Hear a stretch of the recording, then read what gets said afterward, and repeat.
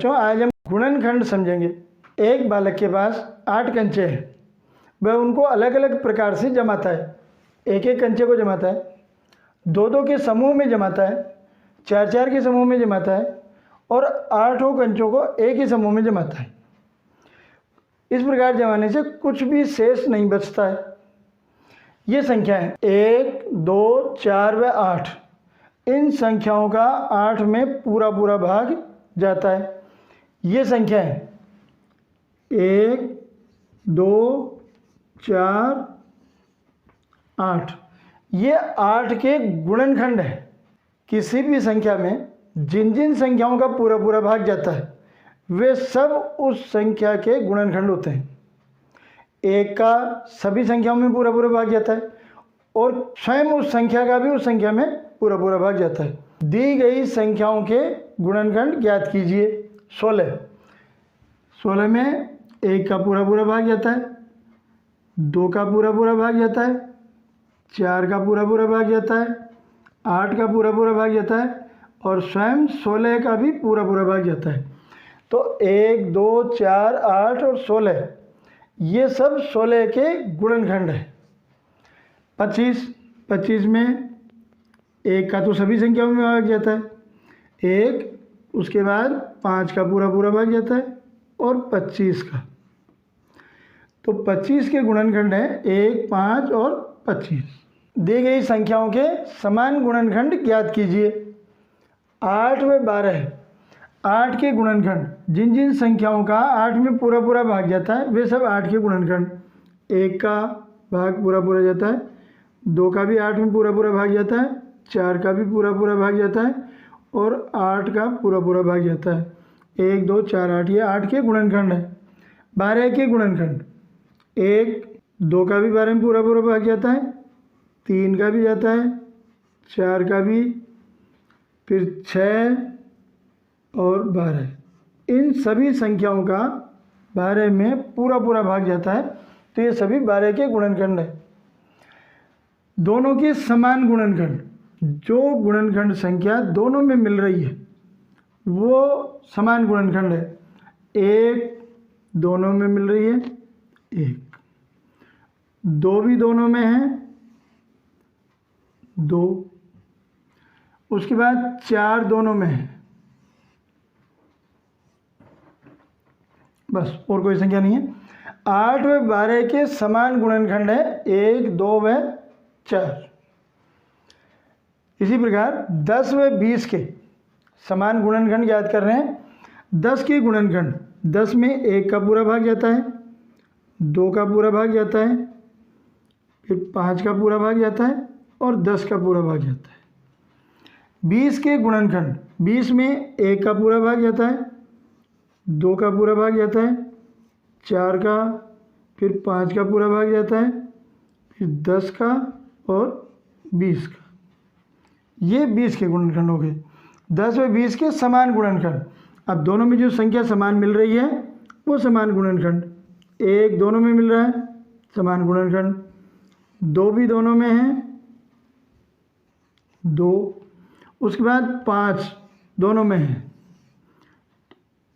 5 और 10 भी दोनों में है। तो 10 व 20 के समान गुणनखंड है 1, 2, 5 व 10। प्रश्न 4, वह सबसे बड़ी संख्या ज्ञात करो जिसका 45 व 75 दोनों में पूरा पूरा भाग जाता है। तो दोनों के गुणनखंड ज्ञात करने। 45 के गुणनखंड, जिन संख्याओं का 45 में पूरा पूरा भाग जाता है, 1, 3 का पूरा पूरा भाग जाएगा, 5 का पूरा भाग जाता है, 9 का पूरा भाग जाता है, 15 का और फिर 45। 75 के गुणनखंड, 1, 3, 5, 15, 25 और 75। इन सब संख्याओं का 75 में पूरा पूरा भाग जाता है। दोनों के समान गुणनखंड, जो संख्या दोनों में मिली, 1 दोनों में मिल गई, 3 भी दोनों में है, 5 भी दोनों में है और फिर 15 दोनों में है। ये 1 3 5 15 45 और 75 दोनों के समान गुणनखंड है। समान गुणनखंडों में सबसे बड़ी संख्या, इनमें सबसे बड़ी संख्या 15 है। 15 वह सबसे बड़ी संख्या है जिसका 45 व 75 दोनों में पूरा पूरा भाग जाता है। प्रश्न 5, 12, 18 व 24 का सबसे बड़ा समान गुणनखंड ज्ञात कीजिए। पहले इनके अलग अलग गुणनखंड ज्ञात करेंगे, फिर समान गुणनखंड, उसके बाद सबसे बड़ा समान गुणनखंड। 12 के गुणनखंड, जिन संख्याओं का 12 में पूरा पूरा भाग जाता है वे संख्या है 1 2 3 4 6 व 12।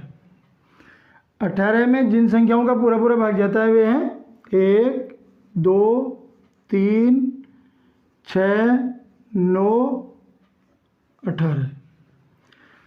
24 के गुणनखंड 1 2 3 4 6 8 12 और 24। 12, 18 व 24 के समान गुणनखंड, जो संख्या इन तीनों के गुणनखंडों में मिल रही है। 1 तीनों में मिल रही है, 1 हो गया समान गुणनखंड। 2 भी तीनों में है, 2 भी समान गुणनखंड। 3 तीनों में है तो 3 भी इन तीनों का समान गुणनखंड है। उसके बाद 6 तीनों में मिल रही है तो संख्या 6 भी तीनों का समान गुणनखंड है। इसके अतिरिक्त और कोई संख्या तीनों में नहीं मिल रही है। तो 12, 18 व 24 के समान गुणनखंड है 1 2 3 6। 12, 18 व 24 का सबसे बड़ा समान गुणनखंड, यानी इनमें सबसे बड़ी संख्या 6 है। किन्हीं संख्याओं का सबसे बड़ा समान गुणनखंड उन संख्याओं का महत्तम समावर्ती होता है। 6, 12, 18 व 24 का सबसे बड़ा समान गुणनखंड है और इनका महत्तम समावर्ती है।